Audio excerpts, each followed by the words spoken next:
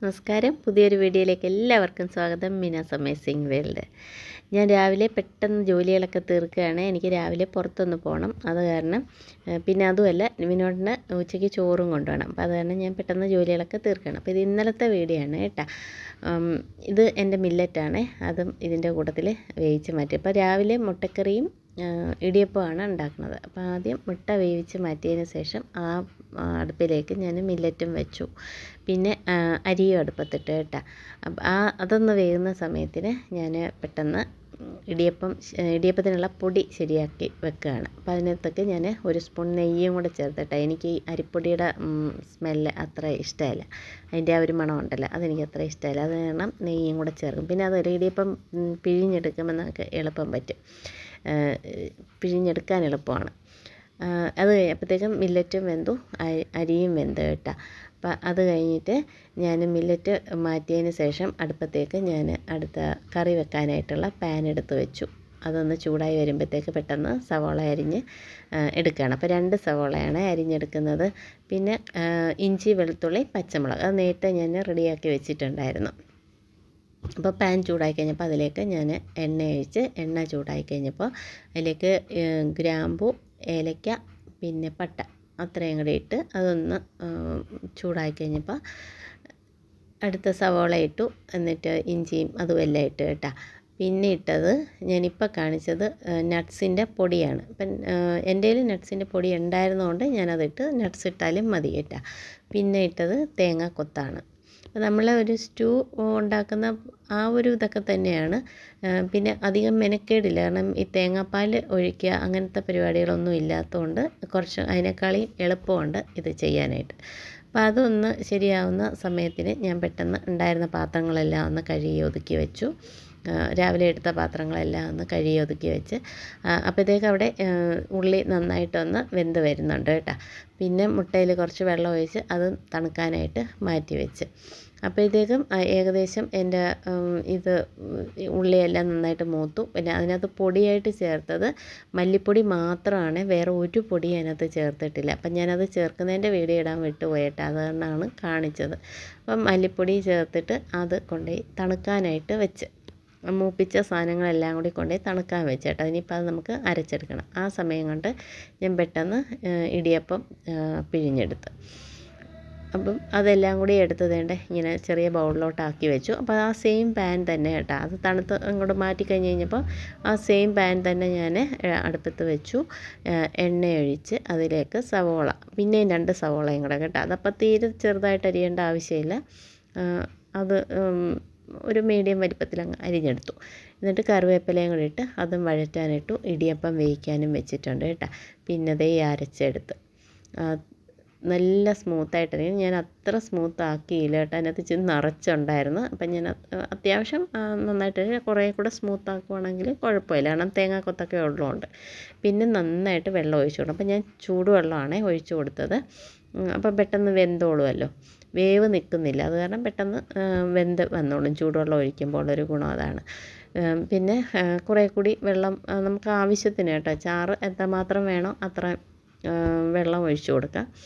അപ്പോൾ പിന്നെ അത് തിളച്ച് കഴിയുമ്പോൾ അതിലേക്ക് പുഴുങ്ങി വെച്ചിരുന്ന മുട്ട 2ആക്കി മുറിച്ച് ഇട്ട് കൊടുത്തു.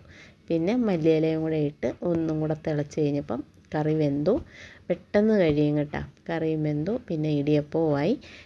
ഇത് രണ്ടും ആക്കി വെച്ചതിന് ശേഷമാണ്, പിന്നെ ചോറും വെന്തിരിപ്പുണ്ടല്ലോ, പിന്നെ കറികളൊക്കെ എനിക്ക് ഇന്നലെ അത്ര ഉണ്ട്. അത് കാരണം പിന്നെ രാവിലെ കറികളൊന്നും ഉച്ചത്തേക്കുള്ളത് ഉണ്ടാക്കേണ്ട ആവശ്യമില്ലായിരുന്നു. അപ്പോൾ എൻ്റെ അടുക്കളയിലെ ആ പണികളെല്ലാം കഴിഞ്ഞ് അത് കഴിഞ്ഞിട്ടാണ് ഞാൻ മുറ്റത്തേക്ക് ഇറങ്ങിയത് കേട്ടോ. എല്ലാം ഒന്ന് തൂത്ത് വൃത്തിയാക്കി ഇട്ടിട്ട് പോകാനായിട്ട്. അപ്പോൾ ഉച്ചയ്ക്ക് ഇവനോട് ചോറും കൊടുത്തു വിടാം. എനിക്ക് ഉച്ച വരെയുള്ള പണികളെല്ലാം തീർത്ത് വെച്ചിട്ട് പുറത്തോട്ട് പോവുകയും ചെയ്യാം. അപ്പോൾ നമുക്ക് ടെൻഷൻ കൂടാതെ തിരിച്ച് പയ്യെ വീട്ടിൽ വന്ന് ഉച്ചയാകുമ്പോഴത്തേക്ക് പിന്നെ ചോറ് വിളമ്പി കൊടുത്താൽ മാത്രം മതി.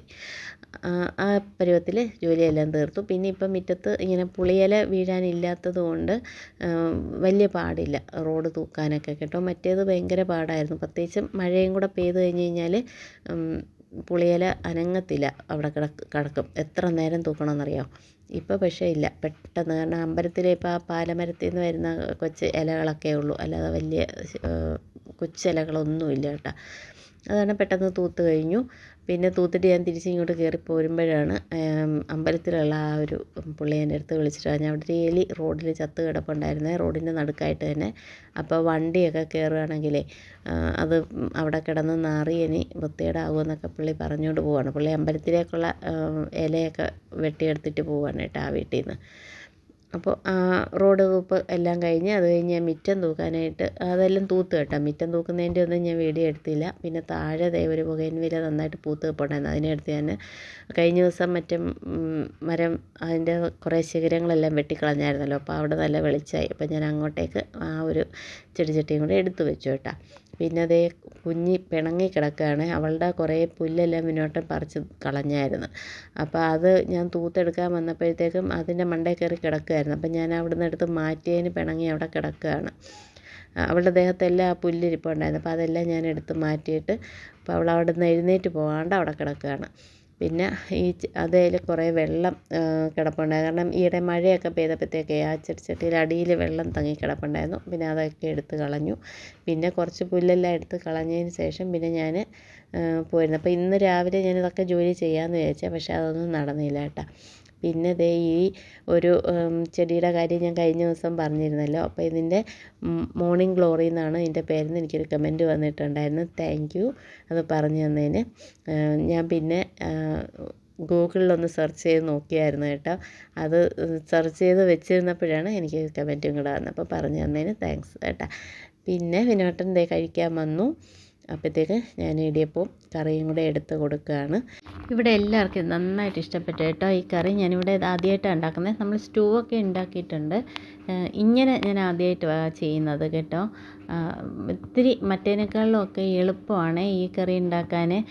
തേങ്ങാപ്പാൽ പിഴിയാനോ അങ്ങനെയൊന്നുമില്ല. പിന്നെ തേങ്ങ കൊത്ത് മതിയല്ലോ, അപ്പം പെട്ടെന്നാണല്ലോ നമുക്ക് തേങ്ങ കൊത്തെടുക്കാൻ. അതേ ഉള്ളൊരു ഇച്ചിരി നമുക്ക് ബുദ്ധിമുട്ടെന്ന് തോന്നിക്കാനായിട്ട്. അതൊരു ബുദ്ധിമുട്ടായിട്ട് തോന്നിയില്ല, കാരണം ചിരട്ടയുടെ പുറത്തിട്ട് 2-3 അടി അടിച്ച് കഴിയുമ്പോഴത്തേക്ക് അത് ഇളകി വരുമല്ലോ. അപ്പോൾ അതുകൊണ്ട് എനിക്ക് സ്റ്റൂ ഉണ്ടാക്കുന്നതിനേക്കാളും എനിക്കിഷ്ടപ്പെട്ടത് ഇതാണ് കേട്ടോ. ഏകദേശം അതേ ടേസ്റ്റൊക്കെയാണ്, പക്ഷേ മറ്റേനേക്കാളും കുറച്ചും കൂടി ഇവിടെ എല്ലാവർക്കും ഇതാണ് ഇഷ്ടപ്പെട്ടത്. അച്ചുവിന് ഭയങ്കരമായിട്ട് ഇഷ്ടപ്പെട്ടു. പിന്നെ ഇത് വിനോദിന് കൊണ്ടുപോകാനായിട്ട് ചോറെടുത്ത് വെച്ചതാണ്. ചോറ് അടിയിലുണ്ട്, മേളിൽ കറികളെല്ലാം കൂടി വെച്ചിട്ട് അങ്ങനെ അടച്ചു കൊടുത്ത് വിട്ടു. വിനോദം പോയി കഴിഞ്ഞപ്പം ഞാൻ പോയി കുളിച്ചു. അത് കഴിഞ്ഞിട്ട് അമ്പലത്തിൽ പോയി. ഇവിടെ വാതുക്കലത്തെ അമ്പലത്തിലാണേ പോയത്. അവിടെ പോയിട്ട് വന്നു കഴിഞ്ഞപ്പം പിന്നെ അച്ചുവും വന്ന് കുളിച്ചിട്ടൊക്കെ വന്ന്. അപ്പം ഞങ്ങൾ രണ്ടുപേരും കൂടിയാണ് ഇന്ന് പോകുന്നത്. ഞങ്ങൾ രാവിലെ ഫുഡെല്ലാം കഴിച്ചതിന് ശേഷം ഇറങ്ങി. ഞാനിനി പോകുന്നത് നേരെ വിധുവിൻ്റെ വീട്ടിലേക്കാണ്. വിധുവിൻ്റെ അവിടെ ചെന്ന് വിധുവിനെ കൂടെ കൂട്ടിയാണ് ഞങ്ങൾ 3 പേരും കൂടി പോകുന്നത്. സാധാരണ വിധുവാണ് എന്നെ എവിടെയെങ്കിലും പോകാനായിട്ട് കൂട്ടാൻ വരുന്നത്.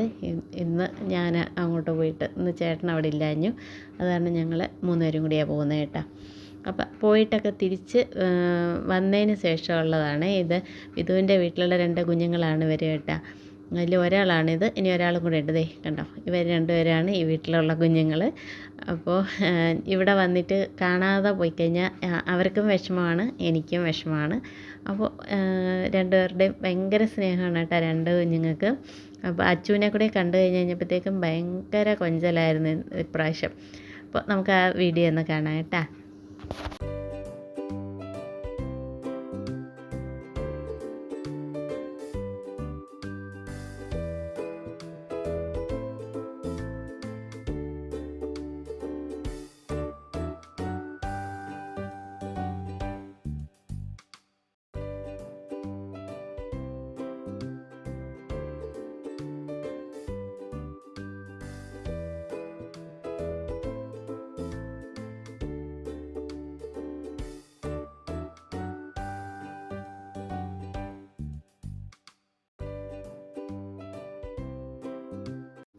അങ്ങനെ കുറേ നേരം അവിടെ നിന്നുകൊണ്ട് കുഞ്ഞുങ്ങളുടെ കളിയൊക്കെ കണ്ടു. ഒരാൾ പോയി കിടന്നു കേട്ടോ, അത് വലിയ ഓട്ടത്തിനൊന്നും വരത്തില്ല.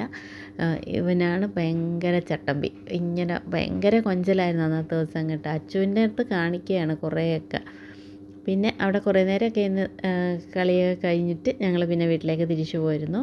അപ്പം ഇന്നത്തെ വീഡിയോ ഇതായിരുന്നു കേട്ടോ. എല്ലാവർക്കും ഇഷ്ടമായെന്ന് വിചാരിക്കുന്നു. ഇഷ്ടമായെങ്കിൽ ലൈക്ക് ചെയ്യാനും കമൻറ്റ് ചെയ്ത് നിങ്ങളുടെ അഭിപ്രായങ്ങൾ അറിയിക്കാനും മറക്കരുത് കേട്ടോ. മറ്റൊരു വീഡിയോ ആയിട്ട് വീണ്ടും കാണാം. താങ്ക്